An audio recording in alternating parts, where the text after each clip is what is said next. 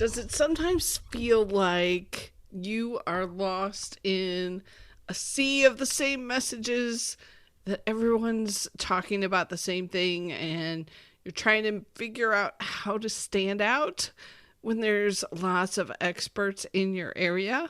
So today we're going to talk about exactly what you can do to stand out, be different, and grab your perfect students. So let's get to it. Welcome to the Course Creators HQ podcast, helping you navigate the latest techniques for creating and marketing online courses. And now, here is your host, Julie Hood. Hey there, welcome to episode 237. So excited to have you here for the marketing series, where we are talking about exactly how to sell and market your online course.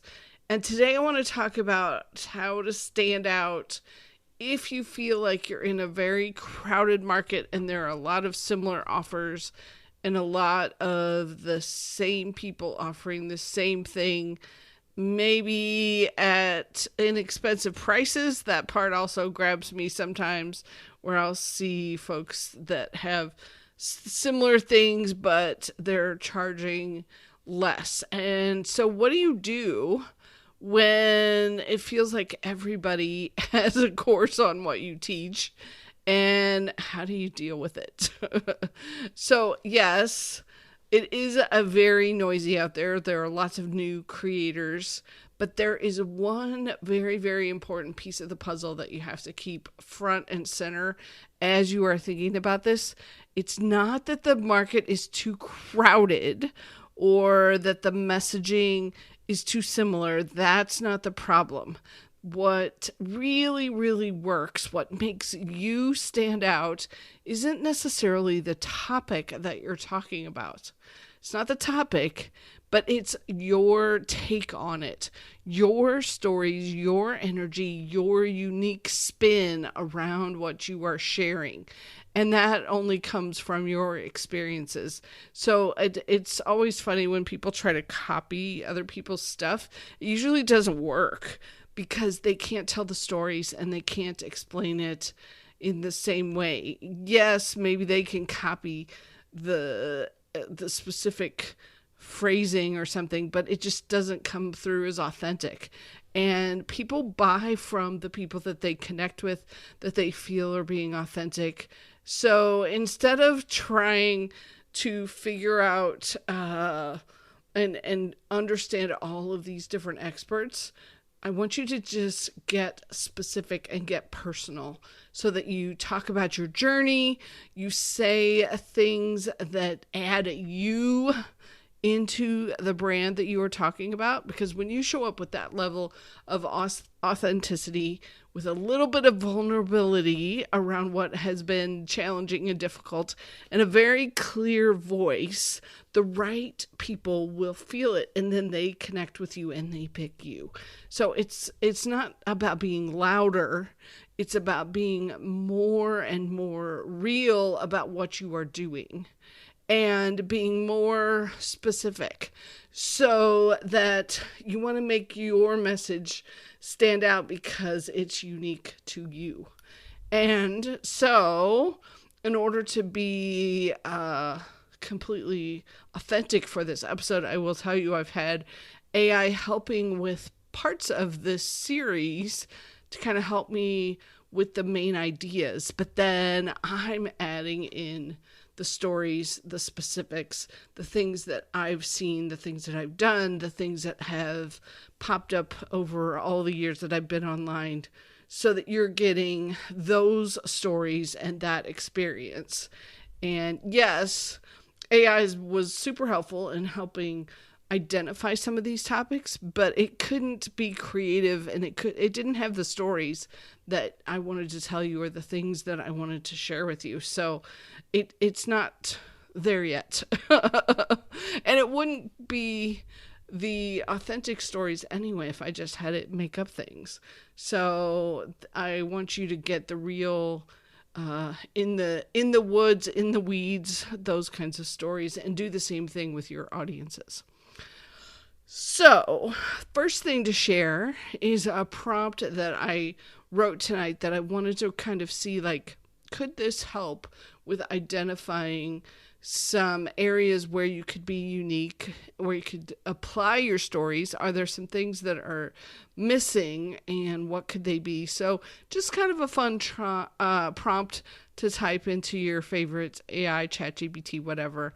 For course creation, what are the biggest open areas or missing coverage that creators are looking for? So I typed that in. You could do the same thing for your topic. What are the biggest open areas or missing coverage that your area, your folks are looking for, or that are missing for them? So you can type that in and just kind of see what it comes up with, and then tie into what your stories around whatever open areas it comes up with, tie those in so that then you can put your unique spin on it. So here are a few things that can help you differentiate yourself, make yourself more distinctive, more unique, so that your point of view stands out. And so step one is to develop a signature framework. And this is one of those things where it sounds a lot harder than it is.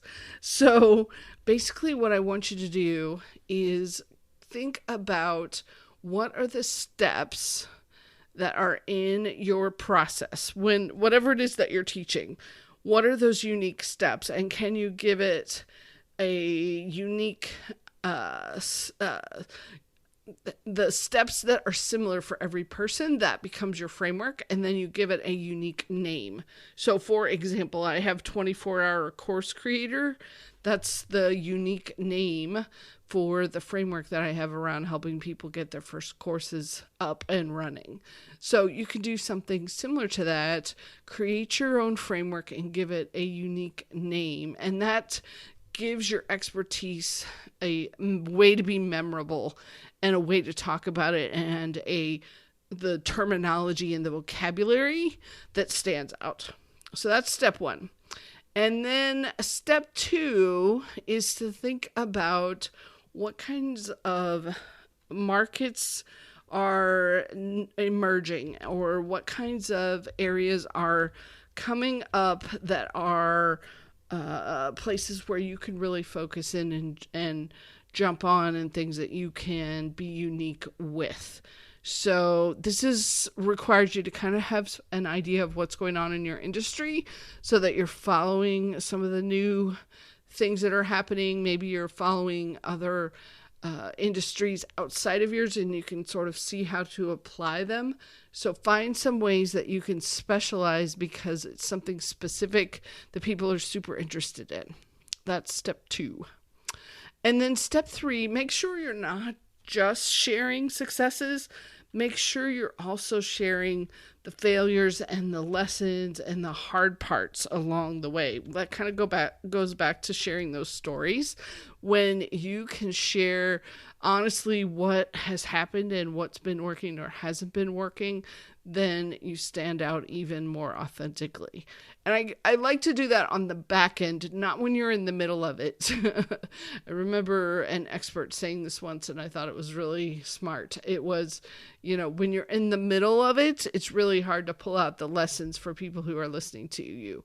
When you get through it and you're on the back end, that's when you can share the challenges and then share how you came through it or what you did, that kind of thing. So that's step three. Step four then is also one of my very favorites, and that's where you use ideas from other fields of expertise. So let me explain what I mean by this. So when I'm helping people with courses, some of the things that I learned around how to do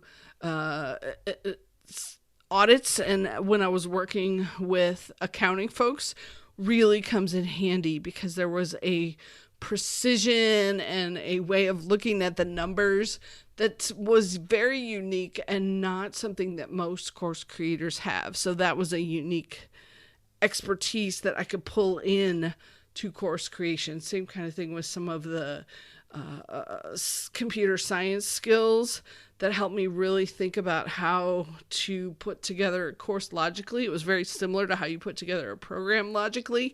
So those are other fields that I could pull things from and use as I was helping out my students. So think about that too. What were some of those unique areas that you've studied or that you've worked with in the past that you can pull in that don't really fit into your industry or that you haven't heard people talking about? Could you apply it? Could you tell some stories? Could you add some steps that would fit and use those, because that makes you very unique? Step number 5 is to work on trying to be as consistent as you can with the voice that you use, the things that you say, and then the branding that you have. So, for example, a lot of my stuff comes through with this bright blue color that I really like. Plus, I have a font that I use. It's kind of unique. So that makes my messaging and images stand out a little bit more. And then I try to use things that like consistent, where you're getting the same types of messaging on this podcast period every time you hear it. So it's consistent. The intro is the same. The music on the outro is the same. That helps people recognize you more quickly and you become more identifiable. And then step number 6, focus on those outcomes that you are helping people get to. So you really can jump in with results, and anytime you can help your audience understand, like, this is what we do, this is what we generate, this is how things are going. I was so excited. One of my clients added almost 150 new opt-ins to her email list in the past month. So we are really focused on growing her audience. And so that's, for example, one of the results that I can share, one of the things that we're focusing on. So if that's something you need, then that jumps out and you're like, ooh, wonder what they're doing, wonder how that's coming together. So that's how you can use those outcomes for that your clients are getting to really share what you help with.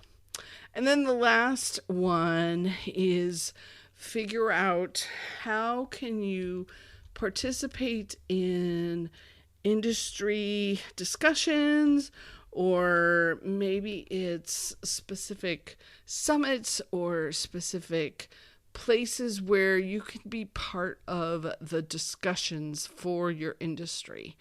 So, or even outside your industry, sometimes that can be really helpful too. It's that participating in group discussions. So this includes things like participating in summits, maybe that have your audience. So my example for you there, the story that I will share about this is I participated quite a bit in the Podfest summits and the events that they had online, so that I could get to speak on there, because a lot of podcasters were trying to figure out, how can I monetize my podcast? And doing a course when you've got like a nonfiction kind of podcast, it's perfect.